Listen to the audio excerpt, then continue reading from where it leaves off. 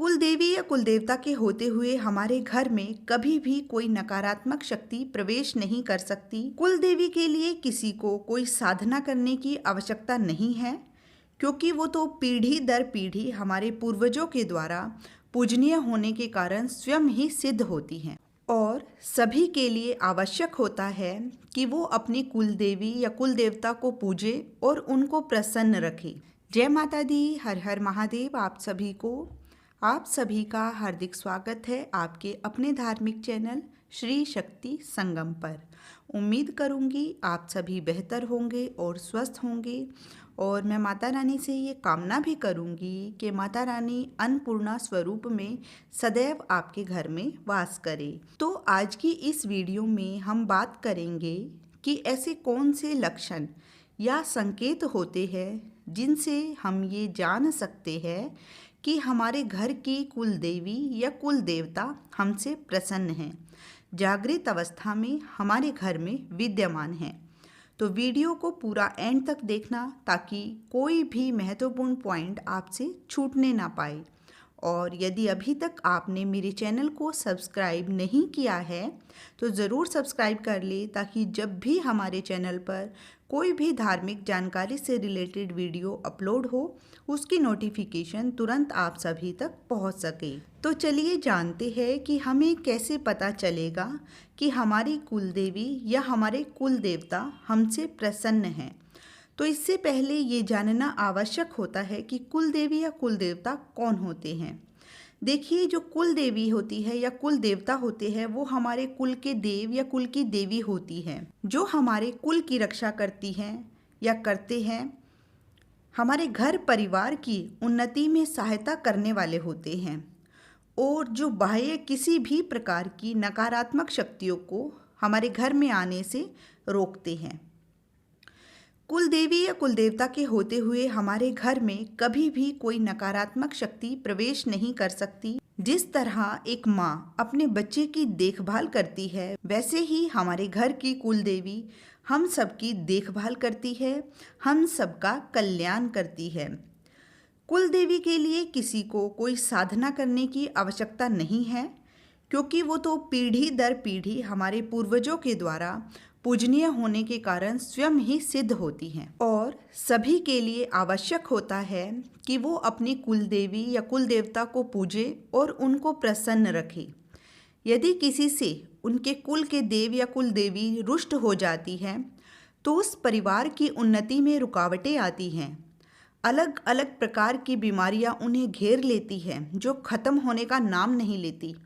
घर में विवादास्पद स्थिति बनने लगती है, चारों ओर से परेशानियां घेर लेती है, यहाँ तक कि उनके परिवार में वंशवर्धन की जो परंपरा होती है वो भी पूर्ण नहीं हो पाती।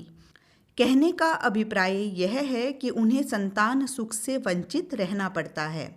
इस प्रकार की समस्याएं उनके परिवार में बनी रहती हैं।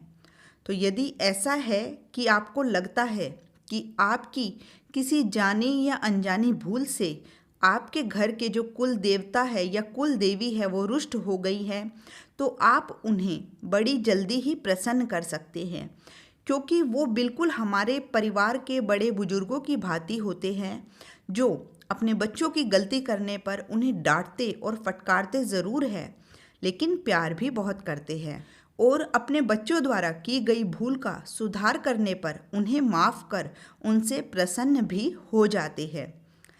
इसके लिए क्या करना होता है कि जब भी आपके घर में कोई शुभ कार्य हो, जैसे शादी विवाह होना, नए घर में गृह प्रवेश करना, संतान सुख प्राप्त होना या कोई भी नया कार्य प्रारंभ करना, ऐसे समयों पर अपनी कुल देवी को या कुल देवता को याद कर उनके नाम से दीपक जलाकर उन्हें भोग प्रसाद अर्पित करें।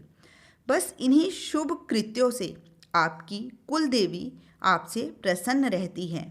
तो अब आपको ये भी बता दें कि वो कौन से लक्षण हैं या संकेत हैं जिनसे हमें पता चले कि कुल देवी का वास हमारे घर में है और वो हमसे प्रसन्न है।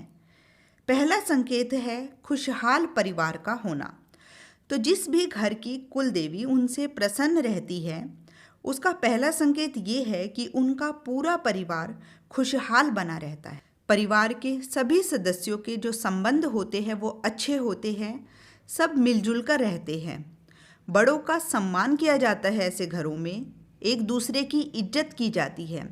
छोटों से प्रेम पूर्वक व्यवहार कर उनमें अच्छे संस्कार डाले जाते हैं। किसी भी प्रकार के कलह क्लेश की, विवाद की कोई स्थिति नहीं रहती। तो समझ लेना कि ये आपकी कुलदेवी की कृपा से है और वो आपसे बेहद प्रसन्न है। दूसरा संकेत है सभी कार्य संपन्न होना। तो जिस घर की कुलदेवी उनसे प्रसन्न रहती है, उस घर के किसी भी कार्य में रुकावट नहीं आती। सभी कार्य निर्विघ्न संपन्न होते हैं। चाहे वो कोई नया व्यापार शुरू करे, कोई भी नया काम करे, उसमें उन्हें सफलता ही सफलता मिलती है और ये सब उनकी कुल देवी के आशीर्वाद से ही संभव होता है। तीसरा संकेत है अपार धन संपदा। कहते हैं कि जिस घर पर उनकी कुल देवी का या कुल देवता का आशीर्वाद बना होता है, वहाँ पर अपार धन संपदा का वास होता है, क्योंकि घर के सभी सदस्य माँ की कृपा से मिलजुल कर रहते हैं, अपनी जिम्मेदारियां निभाते हैं और समय पर सही निर्णय लेते हुए सभी कार्यों को संपूर्ण करते हैं। इसीलिए ऐसे घरों में कभी भी धन संपदा की कमी देखने को नहीं मिलती, जिन पर उनकी कुल देवी प्रसन्न रहती है। चौथा संकेत है संतान सुख। जिस घर की कुल देवी या कुल देवता उनसे प्रसन्न होते हैं, उनके घर में संतान सुख का सौभाग्य बना रहता है, क्योंकि जब कुल देवी खुश होती है तभी वो आपके वंश को आगे बढ़ाने की परंपरा को जारी रखती है। संपूर्ण घर परिवार में कुल देवी की आशीर्वाद से संतानें उत्पन्न होती है, संतान सुख मिलता है और ऐसी संतानें उत्पन्न होती हैं जो पूरे संस्कारों से भरी होती है और उनसे जो घर है, परिवार है, वो खुशहाल बना रहता है।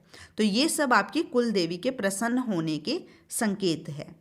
पांचवा संकेत है नकारात्मक शक्तियाँ आपको प्रभावित नहीं करती। तो जिस भी घर की कुल देवी या कुल देवता खूब प्रसन्न रहते हैं, उसका एक संकेत ये भी है कि कुल देवी उस घर पर किसी बाहरी नकारात्मक शक्ति का प्रभाव नहीं पड़ने देती।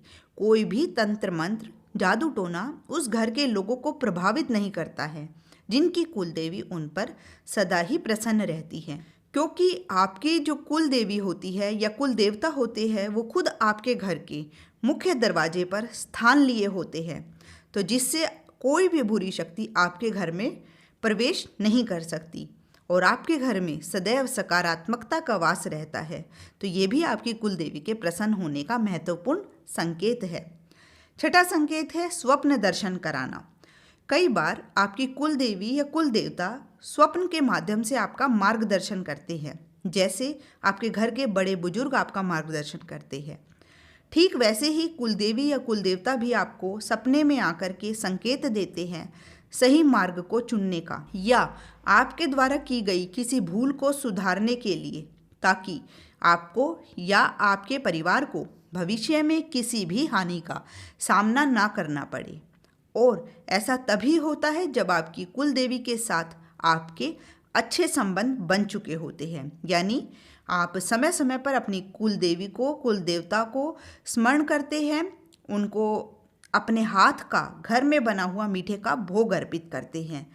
ये बात आप ध्यान रखना कि हमेशा जो भी कुल देवी या कुल देवता होते हैं, वो आपके घर में आपके हाथ से बना हुआ जो आपके घर में भोग प्रसाद बनता है मीठे का, उसी से प्रसन्न होते हैं। बाजार से लाए गए किसी भी भोग से वो प्रसन्न नहीं होते हैं। तो इस बात का आप खास ध्यान रखना। और कई बार तो सपने में आकर के आपको कुल देवी खुश होकर के हंसते हुए आशीर्वाद देते हुए भी दिखाई देते हैं। तो ये सभी जो है शुभ संकेत होते हैं कि आपके कुल देवी जो है प्रसन्न है और इसीलिए आपका जो जीवन है वो सुचारू रूप से चल रहा है। तो ये थे वो सभी संकेत जो दर्शाते हैं कि आपकी कुल देवी या आपके कुल देवता प्रसन्न हैं। यदि ये जानकारी आपको अच्छी लगी हो तो वीडियो को लाइक करें, ज़्यादा से ज़्यादा अपने मित्रजनों तक, रिश्तेदारों तक शेयर करें, ताकि ये महत्वपूर्ण जानकारी सभी तक पहुँचे और वो भी इसका लाभ उठा सकें। तो मिलेंगे नेक्स्ट वीडियो में इसी तरह एक नई धार्मिक जानकारी के साथ। तब तक माता रानी से कामना करूँगी आपकी आध्यात्मिक साधना को आगे बढ़ाने में आपका सहयोग करे। जय माता दी।